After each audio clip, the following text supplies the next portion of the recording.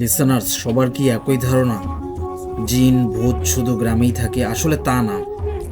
আমাদের বাসা সিলেট শহরে, একটা অ্যাপার্টমেন্টের 6 তলায় থাকি আমরা। অনেক দিন আগে আমার আব্বুর উপর ব্ল্যাক ম্যাজিক করা হয়। তারপর ব্ল্যাক ম্যাজিকটা কাটানোর জন্য আমাদের কিছু জিনিস পালন করতে হতো। প্রায় 7 দিন তা পালন করতে হয়েছিল। জিনিসটা ছিল এই রকম: আমাদেরকে 7টা তাবিজ দেওয়া হয়। যে 2টা লোক আব্বুর উপর ব্ল্যাক ম্যাজিক করেছিল, ঠিক এশার নামাজ পড়ার পর ওই 2 ব্যক্তির নামে পরে একটা একটা করে তাবিজ লাল মোমবাতিতে পোড়াতে হতো। তাবিজ পোড়া শেষ হবার সাথে সাথেই মোমবাতিটা নিভাতে হতো।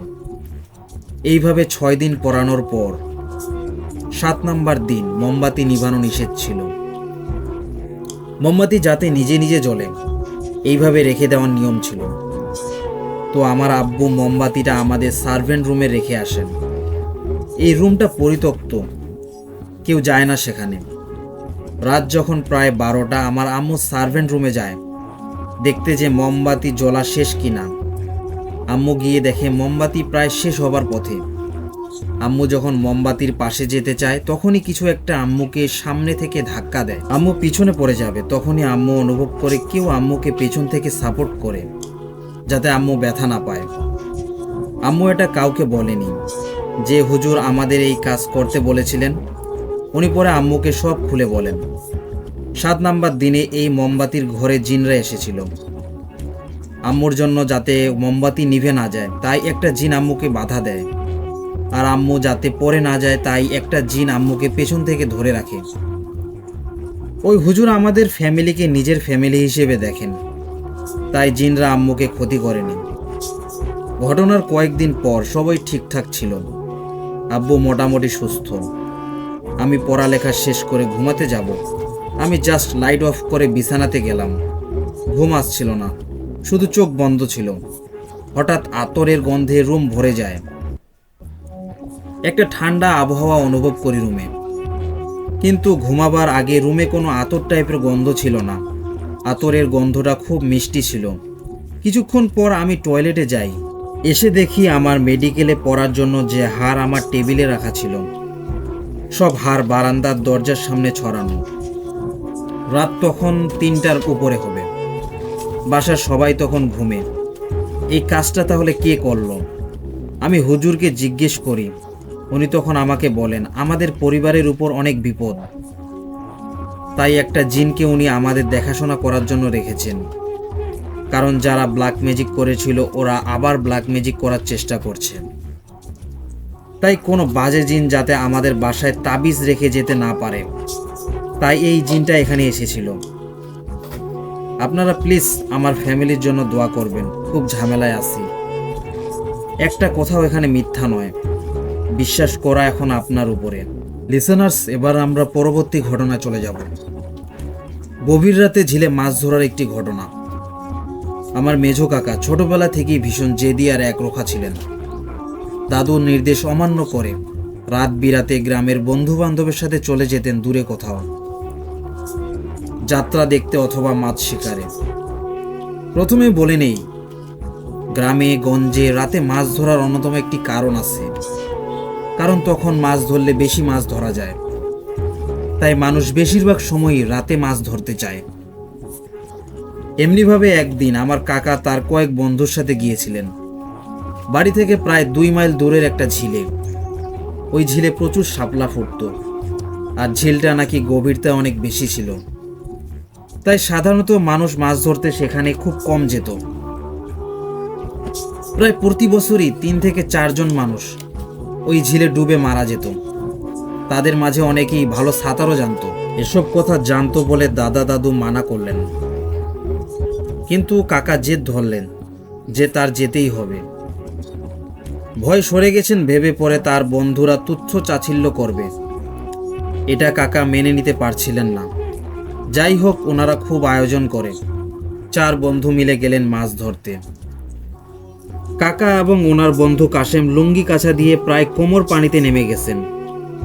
উদ্দেশ্য ছিল একটু গভীরে গিয়ে জাল মারা।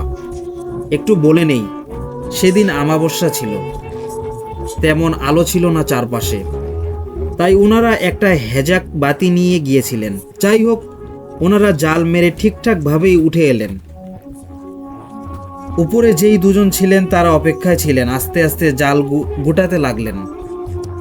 কাকারাও এর মাঝে ঝিল থেকে উঠে পড়েছেন। চারজন মিলেই ঝিলের পাড়ে দাঁড়িয়ে জাল গুটাচ্ছেন। হঠাৎ কিসের যেন আওয়াজ হলো পেছন থেকে। কে যেন ধমক দিল মনে হয়। হেজাকের আলো ছিল, সেই আলোতে পেছনে ঘুরে দেখলেন ওনারা। কাউকে দেখতে পেলেন না। ভাবলেন হয়তো মনে ভুল করেছেন। আবারও জাল টানতে লাগলেন। হঠাৎ কি যেন হলো। ওনাদের হাত থেকে জালের দড়ি খুব দ্রুত সরে যেতে লাগলো। মনে হতো লাগলো কে যেন খুব শক্তি দিয়ে ওনাদের হাত থেকে সেই জালটা ছিনে নিতে যেতে চাচ্ছে। চারজন শক্ত সামর্থ্য জওয়ান। এদের হাত থেকে জাল টেনে নিয়ে যাওয়ার মতো কোনো মাছ সেই ঝিলে ছিল না। কাকারা প্রাণ দিয়ে চেষ্টা করতে লাগলেন জালটা থামানোর জন্য। সামলাতে না পেরে কাকার এক বন্ধু পা পিছলে পড়ে গেলেন। পরে সবাইকে অবাক করে হরহর করে গভীর পানির দিকে তলিয়ে যেতে লাগলেন। মনে হতে লাগলো কেউ যেন তার পা ধরে টেনে নিয়ে যাচ্ছে। কাকারা বিস্ফোরিত চোখে তা দেখতে লাগলেন। ঘটনার আকস্মিকতায় তারা স্তব্ধ হয়ে গিয়েছিলেন। কাকার সেই বন্ধু বারবার পানির নিচে ডুবে যান, আর যখনই মাথা উপরে উঠান তখনই চিৎকার করে সাহায্য করতে বললেন। কাকার বন্ধুরা হৈ হৈ করে পিছনের দিকে চলে যেতে লাগলেন। তারা ঝিল থেকে উপরে উঠে মাটির রাস্তায় দাঁড়িয়ে গেছিলেন এবং তারা দেখছিলেন বিষয়টা। কিন্তু কাকার মনে হয় বুদ্ধিজ্ঞান লোপ পেয়েছিল। উনি বিমূঢ়ের মতো সামনে আর গভীর পানির দিকে যেতে লাগলেন। পেছন থেকে কাকার বন্ধুরা চিৎকার করছিল, যাসনে যাসনে। কিন্তু কাকা ওনাদের কথা না শুনে এগিয়ে যাচ্ছিলেন। হঠাৎ কাকা আবিষ্কার করলেন ওনার পায়ের নিচ থেকে মাটিগুলো যেন ধপ করে সরে গেল। দাঁড়ানো অবস্থায় ছিলেন, কিন্তু ক্ষণিকের মধ্যে পানিতে ডুবে গেলেন কাকা। হঠাৎ অনুভব করলেন কে যেন পানির নিচে টানছে তাকে। খুব শক্তি তার প্রতিপক্ষের। একে তো পানির নিচে, তার উপর টান সামলাতে পারলেন না কাকা। ডুবতে লাগলেন। নাক দিয়ে পানি ঢুকতে লাগলো। ফুসফুসে জমা করা বাতাসগুলো বুদবুদের মতো বেরিয়ে গেল চিৎকারের সাথে। যেহেতু পানির নিচে তাই কোনো আওয়াজ হলো না। আস্তে আস্তে দমে যেতে লাগলেন কাকা। শেষবারের চেষ্টার মতো সর্বশক্তি দিয়ে লাথি মারলেন নিচের দিকে। অনুভব করলেন কিছু একটার গায়ে ঠেকলো পাটা। অনেকটা মানুষের শরীরের মতো লাগলো। কাকার মনে হলো হয়তো পানির নিচে কেউ আছে যে তাকে নিচ থেকে টানছে। নিজেকে বাঁচানোর একটা তাগিদ ফিরে এলো। যদি পানির নিচের মানুষটার হাত থেকে নিজেকে রক্ষা করা যায় তাহলে হয়তো বেঁচে যাবেন তিনি। নিজের সর্বশক্তি এক করে একটু ঝুঁকলেন কাকা। নিজের পায়ের কাছে হাত দিয়ে জোরে জোরে আঘাত করতে লাগলেন। এলো পাথারি কয়েকটা আঘাতের পর একটা গিয়ে লাগলো কারো মাংসপেশিতে। কাকার এক পা থেকে বাঁধন ছুটে এলো। এবার কাকা দ্বিগুণ উদ্যমে আবারও হাত চালালেন। কয়েকটা মারার পর মনে হলো এ যাত্রায় তিনি আর বাঁচবেন না। ঠিক তখনই তার একটা ঘুষি গিয়ে লাগলো সেই মাংসপিণ্ডে। তার দ্বিতীয় পাটাও মুক্ত হলো। এবার টর্নেডোর গতিতে উপরে উঠতে লাগলেন কাকা। ওনার হাতটা শরীরের পাশে ছিল। হঠাৎ তাতে তীব্র ব্যথা অনুভব করলেন কাকা। মনে হলো কে যেন ধারালো কিছু বসিয়ে দিল ওনার হাতে। কোনো মতে উপরে উঠলেন কাকা। উপরে ওনার বন্ধুর বিপদ দেখে ঝুঁকি নিয়েই ঝিলে নেমে পড়েছিলেন। কাকাকে দেখেই ওনাকে টেনে নিয়ে চললেন রাস্তার দিকে। জ্ঞান হারালেন কাকা। পরদিন সকালে কাকার জ্ঞান ফিরে আসে। এরপরে একটানা 26 দিন উনি জ্বরে ভোগেন। এরপর আস্তে আস্তে সুস্থ হতে থাকেন। ও আরেকটা কথা, কাকার সেই বন্ধুটি পরে আর খুঁজে পাওয়া যায়নি। ঝিলটি আতিপাতি করে খুঁজেও কোথাও পায়নি গ্রামের লোকেরা। আমার কাকার হাতের সেই তীব্র ব্যথাটি কিসের ছিল জানা যায়নি। তবে মানুষ কামড় দিলে যেমন হয় তেমন একটা দাগ পড়ে যায় কাকার হাতে। সেই হাত তিনি আর ব্যবহার করতে পারেননি পরে। এমনকি এখন পর্যন্ত উনি হাতটা আর নড়াতে পারেন না। লিসেনার্স, এবারের ঘটনাটি পাঠিয়েছেন রাইসা রাজিন। তিনি লিখেছেন এটি কোনো গল্প নয়, একটি বাস্তব সত্য ঘটনা। আজ থেকে প্রায় 5 বছর আগের একটি ঘটনা। আমার এক ফুফির ইন্তেকালের কথা শুনে গ্রামের বাড়িতে চলে আসি। এসে দেখি আমাদের সবার মায়া কাটিয়ে উনি চলে গেছেন কবর দেশে। যাই হোক, তার মৃত্যুর সংবাদ মাইকে প্রচার করার পর কবর খুঁড়তে কিছু লোক ব্যস্ত হয়ে পড়ে। কবরের বাঁশের বন্দোবস্ত করা হলো আমাদের বাঁশবাগান থেকে। আমাদের এক সম্পর্কিত দাদার হাতে ন্যস্ত করা হলো কবরের বাঁশের চাঙ্গি, বেড়ি ইত্যাদি। তিনি বাঁশগুলো কাটার পর দেখলেন একটা বাঁশের অর্ধেকটা কোনো কাজে লাগছিল না। তাই তিনি সেই অর্ধেক বাঁশের বাতি দিয়ে বসার জন্য উঁচু টং, রংপুর এলাকায় বাঁশ নির্মিত উঁচু বসার স্থান বানালেন। মূল কথায় আসা যাক। লাশকে গোসল থেকে শুরু করে কাফন এবং জানাজা পড়ানো হলো। জানাজা শেষে লাশটিকে খাটিয়া করে কবর পর্যন্ত আনা হলো। কবরে মাটি দেওয়া শেষ হলে মোনাজাত করার পর বাড়ির মুরব্বীরা আমাদের 4 ভাইকে দায়িত্ব দিলেন খাটিয়াটা বাড়িতে নিয়ে গিয়ে পানি দিয়ে পরিষ্কার করতে। কথা মতো আমরা 4 ভাই খাটিয়াটি ঘাড়ে করে নিয়ে যাচ্ছি। প্রতিমধ্যে মনে হচ্ছে কে যেন খাটিয়াতে খুব জোরে ভর দিচ্ছে। তো আমি পিছনে ছিলাম, মনে করলাম সামনের দুজন হয়তো ফাজলামো করছে, তাই কিছু না বলে বাড়িতে গেলাম। বাড়িতে যাওয়ার পর ওদের বললাম, তোরা এরকম ফাজলামি করলি কেন? ঘাড় তো ব্যথা ধরে গেছে। এভাবে কেউ খাটিয়া ধরে সব ভরটুকু আমাদের দিকে দিয়েছিলি? আমার বড় ভাই রেগে গিয়ে বলল, তোরাই তো সামনের দিকে ভর দিয়েছিস আর উল্টো কথা বলতেছিস। এ কথা শুনে আমরা 4 ভাই হতভম্ব হয়ে গেলাম। যাই হোক, ঘটনা এখানে শেষ হলেই ভালো হতো। এই ঘটনার পর থেকে নতুন করে আবার ঘটনা ঘটতে লাগলো। আমার বড় আব্বা আর ছোট চাচা মোটরসাইকেলে করে মৃতের আত্মার মাগফিরাতের জন্য খতম ও ফকির মিসকিনদের খাওয়ানোর ব্যাপারে দাওয়াত দিতে গেছেন। সন্ধে নামবে ভাব। এমন সময় বাড়িতে হই হই রই রই পড়ে গেল যে আমাদের বাড়ির সামনের পুকুরে চাচারা অ্যাক্সিডেন্ট করে পড়ে গেছেন। বাড়ির সবাই তড়িঘড়ি করে ঘটনাস্থলে গিয়ে দেখি কিছুই নেই। সবাই অবাক। যে খবর দিয়েছে সেই বড় আম্মাকে জিজ্ঞাসা করলাম, কই, কিছুই তো হয়নি। উনি অবাক হয়ে বললেন, আমি যে এখনই দেখলাম সেটা কিভাবে ভুল হতে পারে। এটা শুনে সবাই একটু চিন্তায় পড়ে গেল। রাতে চাচারা বাড়ি ফিরতেই তাদেরকে এ বিষয়ে কথা বলা হলে তারা বলেন, আমরা তো এইমাত্র বাড়ি ফিরলাম, তোমাদের মনে হয় মাথা খারাপ হয়েছে। এমন সময় ছোট চাচি চিৎকার শুরু করলেন। সবাই তার কাছে গেলে তিনি ভয়ে বলতে লাগলেন, যখন আমি বাইরে বারান্দায় দাঁড়িয়েছি তখন মনে হলো বাথরুমের চালাটিতে কে যেন মচমচ করে জোরে হাঁটছে। আর তখনই একটা টিন চালা থেকে বাথরুমের ভিতরে বিকট শব্দ করে পড়ে গেল। আমি কাছে গিয়ে দেখি না, কিছুই হয়নি, সব আগের জায়গায় ঠিক মতো আছে। এত কাহিনী ঘটার পর সবাই ঘুমাতে গেলাম। সকালে জোরে জোরে কথার শব্দে ঘুম ভেঙে গেল। ফ্রেশ হয়ে শুনতে গেলাম আবার কি ঘটলো। যা শুনলাম তাতে শিউরে উঠলাম। শুনলাম যে দাদা কবরের অর্ধেক বাঁশটা দিয়ে টং বানিয়েছিলেন, তিনি রাতে ভয়ে ঘুমাতে পারেননি। রাতে যখন তিনি ঘুমাতে গেছেন, পাশে তার স্ত্রী শুয়েছিল। মাঝরাতে হঠাৎ তার স্ত্রী চিৎকার করে উঠে। দাদা বলেন, কি হয়েছে? উনি বলেন, কে যেন আমার হাত টেনে ধরেছিল। বাহিরে আর থাকবো না, চলো ঘরে যাই। দাদা তার কথায় সম্মতি দিয়ে ঘরে গেলেন। ঘরের দরজা দিতেই তিনি দেখেন তার ছেলের রিকশাটি গাছের ফাঁক দিয়ে একবার সামনে যাচ্ছে, একবার পিছনে যাচ্ছে। কিন্তু মজার বিষয় হলো রিকশায় কোনো চালক ছিল না, আর রিকশাটি ছিল তালাবদ্ধ এবং গাছগুলো ছিল এলোমেলো। কিন্তু আজব বিষয় হচ্ছে তার ফাঁক দিয়ে কিভাবে এঁকে বেঁকে রিকশা চলে যাচ্ছে। আর অদ্ভুত ব্যাপারটা ঘটল তখন, যখন দরজা খোলা হলো। দেখা গেল সব হের জায়গায় আছে। এভাবে কয়েকদিন যাওয়ার পর খতমের আগের রাতে এক চাচা খতম খরচ বাবদ কিছু টাকা দিয়ে বাড়ি ফেরার পথে তার মোটরসাইকেলটি হঠাৎ করেই জঙ্গলের দিকে চলে যাচ্ছে, যেখানে ফুপির কবর দেওয়া হয়েছে। বলে রাখা ভালো, আমাদের বাড়ির পিছনে পারিবারিক কবরস্থান, তারপর রাস্তা, তারপর আবার কবরস্থান। যাই হোক, ফুপিকে মাটি দেওয়া হয়েছে দ্বিতীয় কবরস্থানে। তো সেই চাচার মোটরসাইকেলটি ফুপির কবরের দিকে চলে যাচ্ছে। তিনি অনেক চেষ্টা করার পরেও কন্ট্রোল করতে পারছেন না। তিনি ভয়ে মোটরসাইকেল মাটিতে ফেলে দৌড়ে বাড়ির ভিতরে এসে হাঁপাতে হাঁপাতে সবাইকে ঘটনা খুঁটে বলেন। সবাই লাঠি নিয়ে কবরের কাছে গিয়ে অবাক হয়ে গেল। সবাই দেখলো মোটরসাইকেলটি ডাবল স্ট্যান্ডে কবরের দিকে মুখ করে দাঁড়ানো, লাইট জ্বলছে এবং মোটরসাইকেল স্টার্ট হয়ে আছে।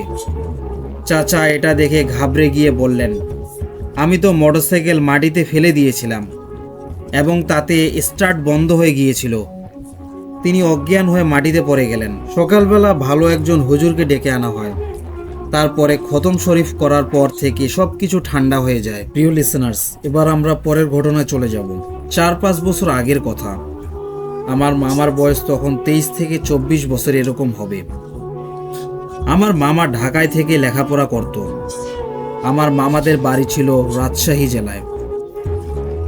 একবার আমার মামা ঈদের ছুটিতে গ্রামে আসতেছে। ওনাদের গ্রামে যাওয়ার দুটি রাস্তা ছিল। একটি রাস্তা দিয়ে গেলে দ্রুত যাওয়া যায়, কিন্তু একটি সমস্যা ছিল। ওই রাস্তার পাশে কবরস্থান ছিল এবং ওখানে নাকি অনেক ভয় ছিল, তাই ওই রাস্তা দিয়ে কেউ রাতের বেলা যেত না। আর অন্য একটি রাস্তা ছিল, যেই রাস্তা দিয়ে গেলে কোনো সমস্যা হতো না। আমার মামা বাজার পর্যন্ত আসে এবং রিক্সাওয়ালা বলে আর যাবে না, অনেক রাত হয়েছে তাই। তখন আর কি করার আছে, মামা তখন নেমে যায় রিক্সা থেকে এবং বাজারে 2-1টা দোকান খোলা আছে, কিন্তু কোনো ভ্যান বা রিক্সা নেই। তখন আমার মামার কিছু করার নেই দেখে হাঁটা শুরু করে তিনি। এক সময় দুটো রাস্তার সামনে যেতে হয় তাকে। তিনি থেমে যান, কোন রাস্তা দিয়ে যাবে। তখন আমার মামা মনে করে কবরস্থানের রাস্তা দিয়েই যাই। তারপর আমার মামা ওই কবরস্থানের রাস্তা দিয়ে যাচ্ছে। তখন আমার মামার মনে পড়ে যায় যে রাতে কেউ এই রাস্তা দিয়ে যায় না, কারণ এই কবরস্থানটি অনেক পরিত্যক্ত এবং এই রাস্তা দিয়ে গেলে নাকি সমস্যা হয়। এই ভেবে আমার মামা থেমে যায়। তারপর আমার মামা ভাবে এই রাস্তা দিয়ে গেলে অনেক সময় লাগে এবং অনেক দেরি হয়ে যাবে। এই ভেবে আমার মামা কবরস্থানের রাস্তা দিয়ে হাঁটা শুরু করে। এমন সময় দেখে আমার মামার গ্রামের বন্ধু জামাল, সে পেছন থেকে ডাকতেছে। তখন আমার মামা পেছনে তাকায় এবং দেখে সত্যি জামাল আসতেছে। তখন জামাল কাছে আসার পরে জামালকে বলে, তুই এত রাতে কোথায় গিয়েছিলি? তখন জামাল বলল, তোকে আনতে বাজারে। তখন মামা বলে, কোথায় তোকে তো বাজারে দেখলাম না। তখন জামাল বলে, আমি একটু ওই দিকে গিয়েছিলাম। তখন আমার মামা বলে, কোন দিকে? জামাল বলে, ওই দিকে, কিন্তু কোন দিকে না দেখিয়ে তা তিনি দেখান না। তখন আমার মামা এটার তেমন গুরুত্ব না দিয়ে জামালের সাথে হাঁটতে শুরু করে। তারপর যখন কবরস্থানের পাশে আসলো তখন দেখা গেল জামাল নেই, জামাল উধাও। আমার মামা এদিক ওদিকে তাকিয়ে কোথাও জামালকে খুঁজে পেল না। তখন আমার মামা একা একা হাঁটতে লাগলো, একটু একটু ভয় নিয়ে বুকে। এমন সময় আমার মামা অনুভব করলো তার শরীরের ভিতর দিয়ে কে যেন বেরিয়ে গেল। এরকম অনুভব করার পরে আমার মামা আরো ভয় পেয়ে যায় এবং কিছু করার নেই ভেবে জোরে জোরে হাঁটতে শুরু করে। কিছুক্ষণ পরে আমার মামার একদিকে চোখ পড়ে যায় এবং দেখে একটি মেয়ে কবরস্থানের কবর থেকে লাশ উঠিয়ে সেই পচা লাশ নখ দিয়ে ছিঁড়ে ছিঁড়ে খাচ্ছে এবং আমার মামাকে ডাকতেছে আর খিলখিল করে হাসতেছে। এটা দেখা মাত্র আমার মামা ভয় পেয়ে যান এবং আমার মামার শরীর ঠান্ডা হয়ে যায়। তখন কিছু না দেখার ভান করে দৌড় শুরু করে দেয়। এক সময় আমার মামাদের বাড়িতে এসে কি চিৎকার দিয়ে হাঁপাতে শুরু করে আমার মামা।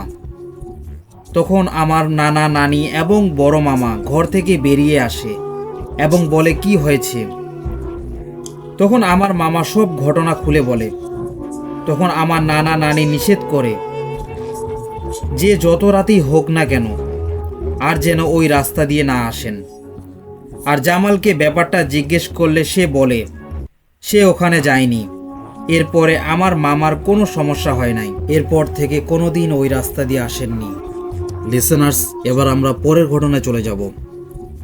2011 সাল নভেম্বর মাসের প্রায় শেষের দিকে, একটু একটু শীত পড়ছে। জেবা, আমার স্ত্রী, জেবার বাবার বাড়ি থেকে খবর এসেছে ওর মার শরীরটা ভীষণ খারাপ যাচ্ছে। জেবার আর কোনো বোন নেই, তাই জেবার ওখানে থাকাটা খুবই জরুরি। জেবাকে ওর বাবার বাড়িতে পৌঁছে দিয়ে সেদিনই রওনা দিলাম। ফিরতে বেশ রাত হলো। মাঝ রাস্তায় এসে হঠাৎ গাড়ি নষ্ট হয়ে গেল। রাত তখন প্রায় 11:30। আশেপাশে কোনো লোকালয় দেখা যাচ্ছে না। অনেক কিলোমিটারের মধ্যে কোনো গাড়ির গ্যারেজ আছে কিনা তা সন্দেহ। গাড়ি থেকে নেমে এদিক সেদিক তাকালাম, কিন্তু কাউকে দেখা যাচ্ছে না। ভীষণ বিপদে পড়ে গেলাম। সকাল না হওয়া পর্যন্ত গাড়িতেই রাত কাটাতে হবে। গাড়ির ভেতরে গিয়ে শুয়ে পড়লাম। ঘুমে সবেমাত্র একটু একটু চোখ বুজে আসছে। ঠিক এমন সময় মনে হলো কেউ একজন গাড়ির বাইরে ঠুকঠুক করছে। শব্দ শুনে চমকে উঠলাম। ভাবলাম কোনো ডাকাত নয় তো। গাড়ির গ্লাস সামান্য একটু ফাঁকা করে তাকাতেই দেখি মাঝ বয়সের এক লোক দাঁড়িয়ে আছে। সে আমাকে বলল, ভাই, আমি ভীষণ বিপদে পড়েছি। পকেটমার আমার সব টাকা নিয়ে গেছে। এখন আমি আমার বাড়ি যেতে পারছি না। দয়া করে আপনার গাড়িতে আমাকে একটু পৌঁছে দেবেন। লোকটার কথায় প্রথমে ভীষণ বিরক্তিবোধ হচ্ছিল। পরে মনে হলো বিপদে না পড়লে কেউ এভাবে বলে না। আমি তাকে বললাম, ভাই, আমার গাড়ি নষ্ট হয়ে গেছে, আর এজন্য আমি নিজেই যেতে পারছি না। আপনাকে নিব কিভাবে? লোকটি বলল, আপনার গাড়ি ঠিকই আছে, দেখেন। আমি লোকটির কথা শুনে গাড়িতে স্টার্ট দেই। কি অদ্ভুত ব্যাপার, গাড়ি প্রথম স্টার্ট দিতেই চালু হয়ে গেল। ব্যাপারটা তখন আমার কাছে কাকতালীয় মনে হচ্ছিল। ভাবলাম, গাড়ি যেহেতু ঠিক হয়ে গেছে, তাহলে শুধু শুধু এখানে থাকার কোনো মানে হয় না। তাই আমি লোকটিকে গাড়িতে উঠতে বললাম। লোকটি যখন গাড়িতে উঠল, তখন তার সাথে কি একটা যেন বড় ঝুপড়ির মতো গাড়িতে উঠালো। লোকটিকে নিয়ে আমি গাড়ি চালাতে শুরু করলাম। আমি বেশ কয়েকবার লোকটির নাম জিজ্ঞেস করলাম, কিন্তু লোকটি কোনো কথা বলছে না। কিন্তু গাড়িতে ওঠার আগে আমার সাথে দিব্যি কথা বলছিল। যাই হোক, আমি গাড়ি চালাচ্ছি। এমন সময় হঠাৎ আমার চোখে চোখ গেল লুকিং গ্লাসের দিকে। আর আমি যা দেখতে পেলাম তাতে আমার প্রাণ যায় যায় অবস্থা। দেখি যে লোকটা গাড়িতে উঠছিল সে ওখানে নেই, বরং তার জায়গায় বসে আছে একটা বিশ্রী চেহারার অবয়ব। আমি ভয় পেয়ে গেলাম। আবার ভাবলাম হয়তো আমার দেখার ভুল হতে পারে। আমি পেছনে তাকালাম, কিন্তু কি অদ্ভুত ব্যাপার, আমি এতক্ষণ লুকিং গ্লাসে যা দেখলাম তার পুরোটাই ছিল ভুল। আসলে সেখানে কোনো অবয়ব ছিল না, বরং সেই লোকটাই বসেছিল। আমি গাড়ি চালাতে চালাতে আবার আমার চোখ গেল লুকিং গ্লাসের দিকে।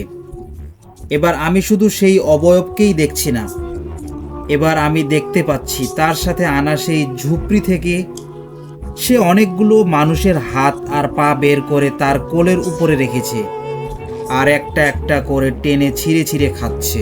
আমি এবার আরো ভয় পেয়ে গেলাম। ভাবলাম চোখের দেখা একবার ভুল হতে পারে। তাই বলে বারবার আমি আবার সাহস করে পেছনে তাকালাম, কিন্তু না, এবারও মিলছে না। সেখানে সেই ধরনের কোনো কিছুই নেই। লোকটা এবার আমায় জিজ্ঞেস করলো, আপনি কি ভয় পাচ্ছেন? আমি লোকটাকে কোনো কিছু বুঝতে না দিয়ে বললাম, না, আমি ভয় পাচ্ছি না। এরপর আমি আর লুকিং গ্লাসের দিকে তাকানোর চেষ্টা করলাম না। তারপর কিছু দূর যেতেই লোকটা আমাকে বলল, ভাই, গাড়ি রাখেন, আমি এখানেই নামবো। কিন্তু সে যেখানে নামলো সেখানে ছিল না কোনো লোকালয়, না ছিল কোনো মানুষের আনাগোনা। জায়গাটা ছিল একেবারেই ফাঁকা। লোকটা যখন নামলো তখন তার সাথে করে আনা সেই ঝুপড়িটি আর দেখতে পেলাম না।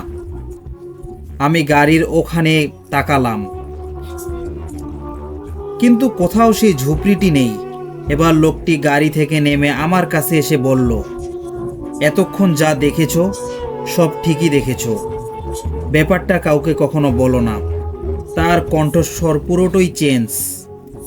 আমি বলে বুঝতে পারবো না, ভয়ে আমার হাত পা কাজ করছে না। এরপর আমি কিছুদিন ব্যাপারটা আড়ালে করে রাখলেও সম্পূর্ণভাবে তা আড়াল করতে পারিনি।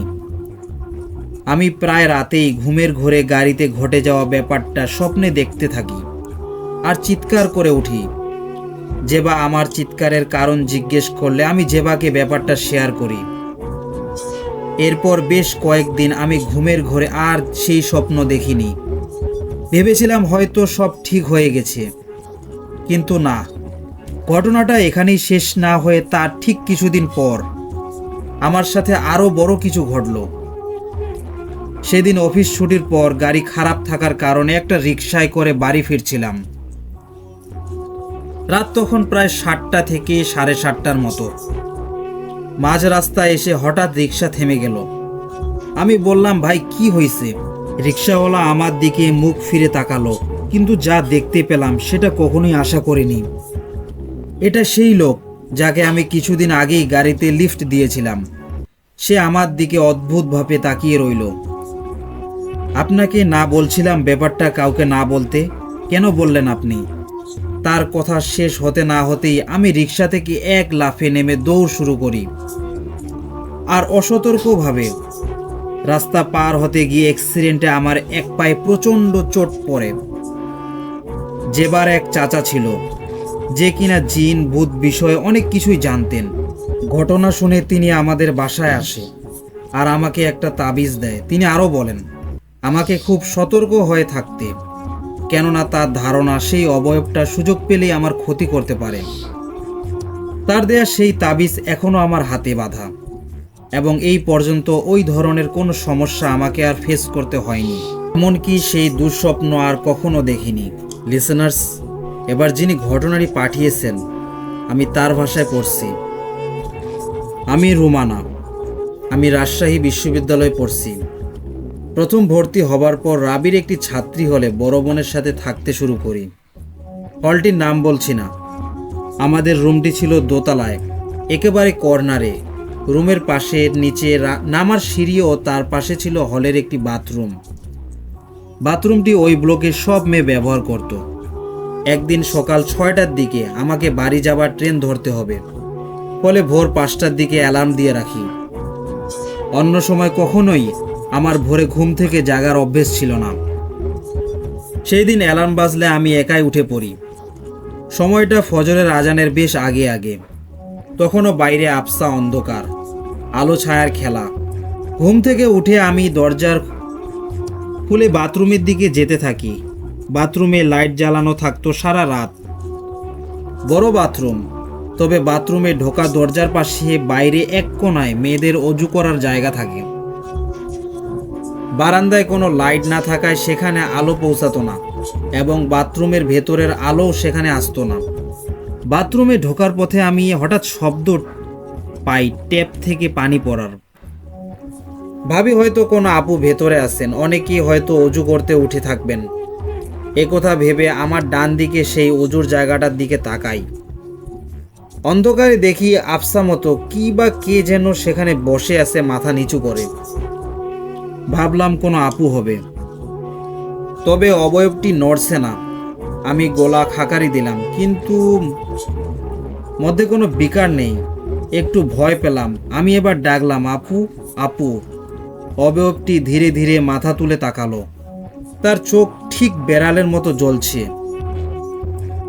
আর তার শরীরে চোখ দুটি স্পষ্ট, বাকি শরীর কেমন ধোয়া ধোয়া। দুজনে দুজনের দিকে তাকিয়ে আছি। হঠাৎ তার মুখটি বিকৃতি আকর ধারণ করলো। মনে হচ্ছিল কেউ তাকে খুব যন্ত্রণা দিচ্ছে। অবয়বটি উঠে দাঁড়ালো। আমি ভয়ে হা করে ফেলেছি, কিন্তু কোনো আওয়াজ বেরোলো না মুখ থেকে। অবয়বটি আমার থেকে মাত্র 9 থেকে 10 হাত দূরে দাঁড়িয়ে হঠাৎ আমাকে অবাক করে দিয়ে আমার দিকে মুখ রেখেই সেটি পেছন দিকে লাফ দিল।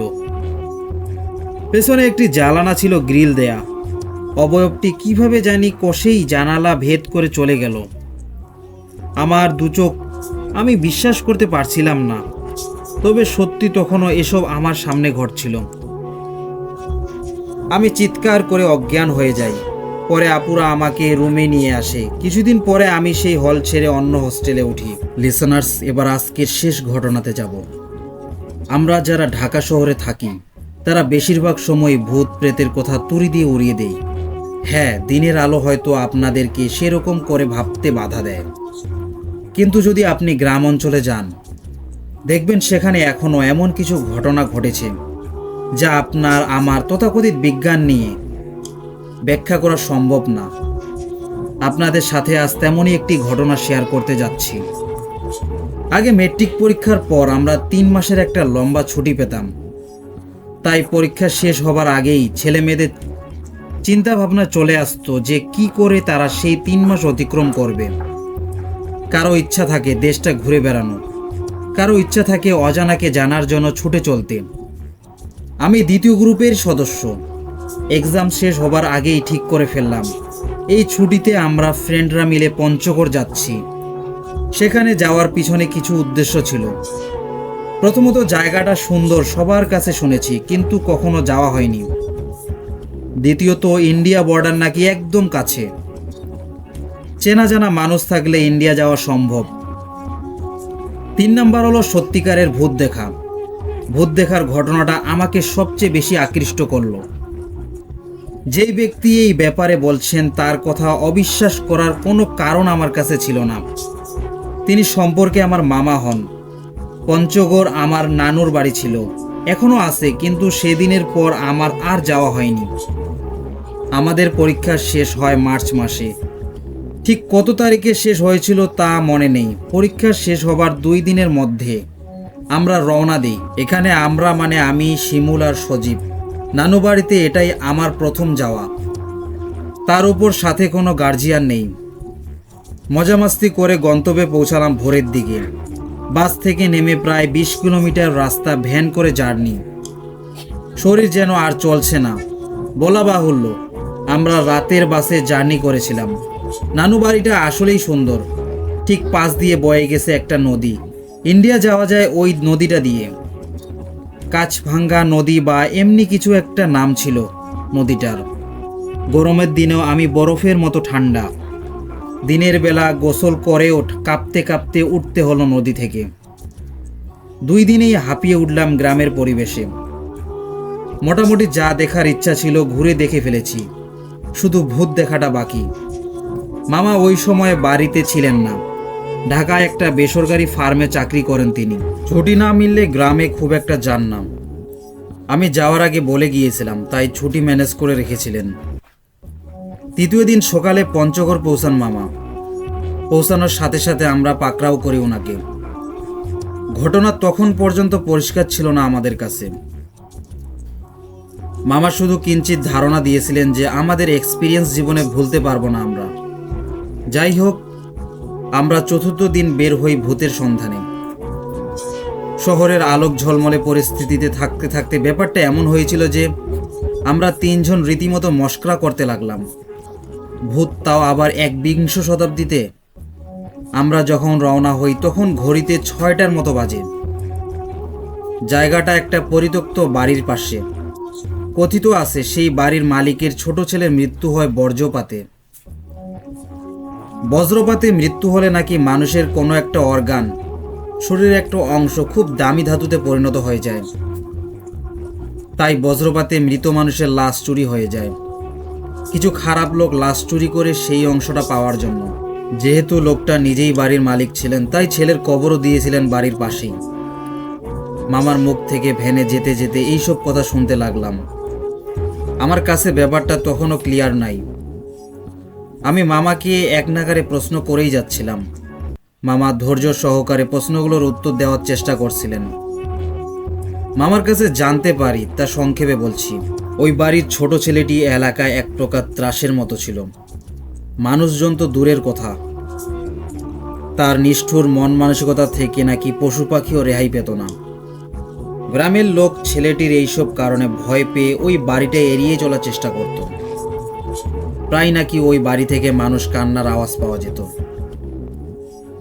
ভয়ঙ্কর টর্চার করলে মানুষ যেমন বিকৃত স্বরে চিৎকার করে, অনেকটা ওই রকম। আমার মামা ভয়ানক সাহসী টাইপের।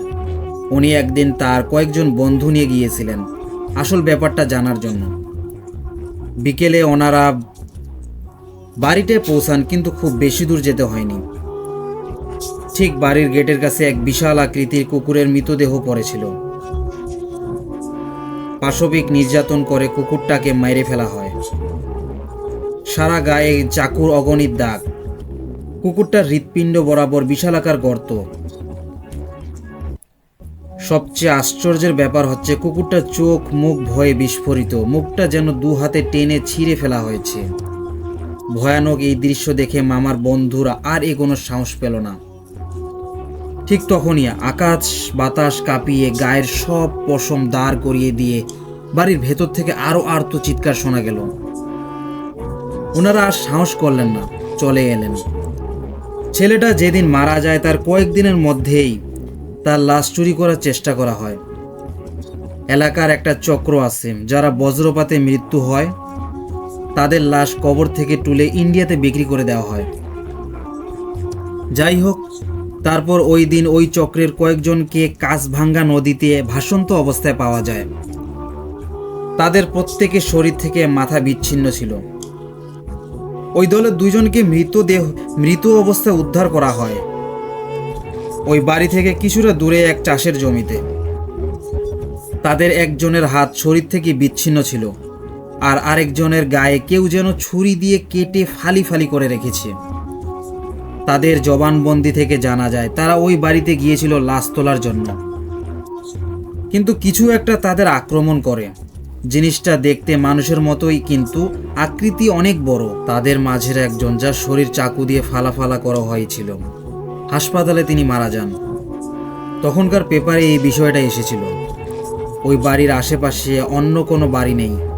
প্রায় অর্ধেক মাইল পথ গেলে কয়েকটা বাড়ি পাওয়া যায়। ওই বাড়ির লোকজন নাকি প্রায় বাসাটা থেকে অদ্ভুত সব গোঙানির আওয়াজ পান।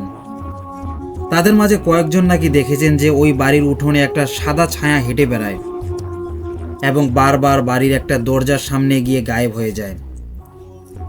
প্রত্যেকের সাথে আলাদা আলাদা কথা বলে জানা গেছে তারা সবাই একই জিনিস দেখেছে এবং তাদের কথার মধ্যে অদ্ভুত মিল। কোনো রকম অসঙ্গতি লক্ষ্য করা যায়নি। গ্রাম থেকে একবার একদল লোক গিয়ে ওই বাড়িটা ভেঙে ফেলার চেষ্টা করে। তাদের মাঝে দুইজন শ্রমিকের রহস্যজনক মৃত্যু হয় কাজ চলাকালীন সময়ে। আরেকটা কথা বলতে ভুলে গিয়েছিলাম, ছোট ছেলেটা মারা যাবার শোক সইতে না পেরে ওই বাড়ির মালিক তার পরিবার নিয়ে কয়দিন পর গ্রাম ছেড়ে চলে যান। এরপর থেকে বাড়িটা মূলত পরিত্যক্ত হয়ে পড়ে আছে। এতটুকু শোনার পর ভয়ে গলা শুকিয়ে কাঠ হয়ে যায় আমাদের। মজা মাস্তি তো দূরের কথা, মামার গলায় এক এমন আশ্চর্য সুর ছিল যে আমরা রীতিমতো গরমের মাঝেও ভয়ে কাঁপুনি দিয়ে উঠলাম। শিমুল আর সজীবকে দেখে বুঝতে পারছিলাম মারাত্মক ভয় পেয়েছে দুজনই। আমার অবস্থাও কোনো অংশে ভালো নয়। তারপরও মান সম্মান রক্ষার্থে ঘাপটি মেরে রইলাম তিনজনই।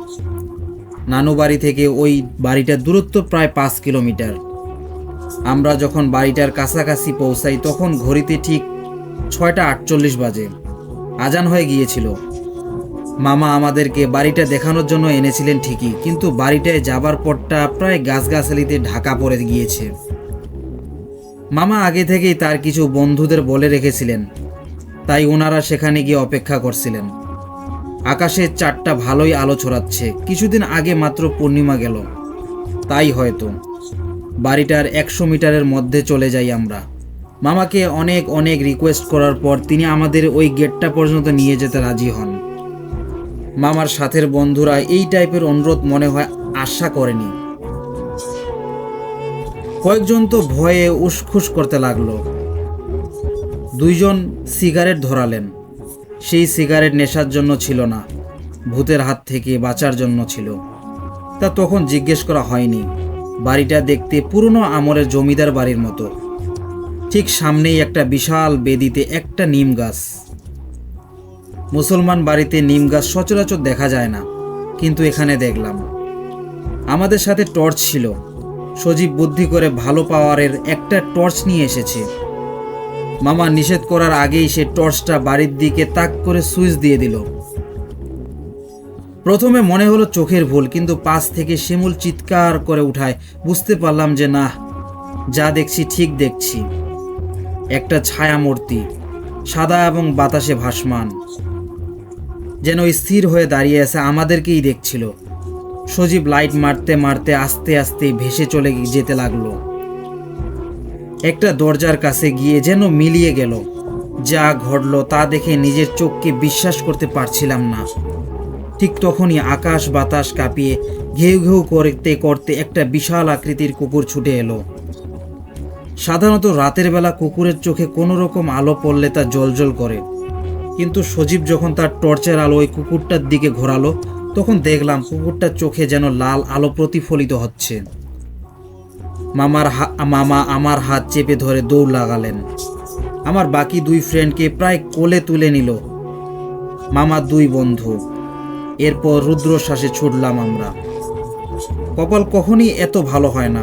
কুকুরটা মামার এক বন্ধুর পা কামড়ে ধরল। ওনার চিৎকারে মামা থেমে গিয়ে আমাকে বললেন, দৌড়াতে থাক, কোনো অবস্থাতেই থামবি না। না বললেও অবশ্যই হতো, থামার কোনো ইচ্ছেও ছিল না। তবুও ঘাড় ঘুরিয়ে একবার দেখার ঝোঁকটা সামলাতে পারলাম না। দেখলাম মামা পকেট থেকে কি যেন বের করে কুকুরটার দিকে ছুঁড়ে দিল। সাথে সাথে কুকুরটা মামার ওই বন্ধুর পা ছেড়ে দিয়ে ছিটকে দূরে সরে গেল। ওই বাড়িটা থেকে কিছু পথ যাওয়ার পর 4 থেকে 5টা কৃষকের বাড়ি পড়ে। সেখানে মামার বন্ধুকে নিয়ে যাওয়া হলো। তিনি অচেতন হয়েছিলেন। সেই রাতেই মামা ওনাকে নিয়ে দিনাজপুর মেডিকেলের উদ্দেশ্যে রওনা হন। তার আগে আমাদেরকে ঘরে পৌঁছে দিয়ে যান এবং বলেন এই ঘটনা যেন বাসার কারোর সাথে শেয়ার না করে। পরবর্তীতে মামা এবং ওনার বন্ধুদের সাথে কথা বলে আমরা নিশ্চিত হই যে ওই কুকুরটা সেই কুকুরটা ছিল যেটা মামারা ওই বাড়িতে এক বিকেলে গিয়ে মৃত পড়ে থাকতে দেখতে পান। ছায়ামূর্তিটা শুধু একজন বা দুইজন দেখলে তাকে হ্যালুসিনেশন বা দৃষ্টিভ্রম বলা যেত, কিন্তু সেখানে উপস্থিত সবাই সে ছায়ামূর্তিটা দেখতে পায়। কিছুদিন পর ওই পরিত্যক্ত বাড়ির পাশের বাড়িগুলোর এক লোককে ওই বাড়ির গাছটাতে ঝুলন্ত অবস্থায় পাওয়া যায়। লোকটা তার আগে কিছুদিন নিরুদ্দেশ ছিল। মামা সেদিন ওই কুকুরটার দিকে তাবিজ ছুঁড়ে মেরেছিল। আমরা ওই বাড়িটা দেখতে যাব এটা জানার পরপরই মামা একজন বিখ্যাত হুজুরের সাথে দেখা করে সতর্কতামূলক ব্যবস্থা নিয়ে রেখেছিলেন। প্রিয় লিসেনার্স, ঘটনাগুলো ভালো লেগে থাকলে লাইক কমেন্ট করে জানাবেন। আপনাদের লাইক কমেন্টগুলো আমাদের নতুন ঘটনা দিতে উৎসাহিত করে। অনেক ধন্যবাদ আপনাদের ধৈর্যের সাথে ঘটনাগুলো শুনে থাকার জন্য।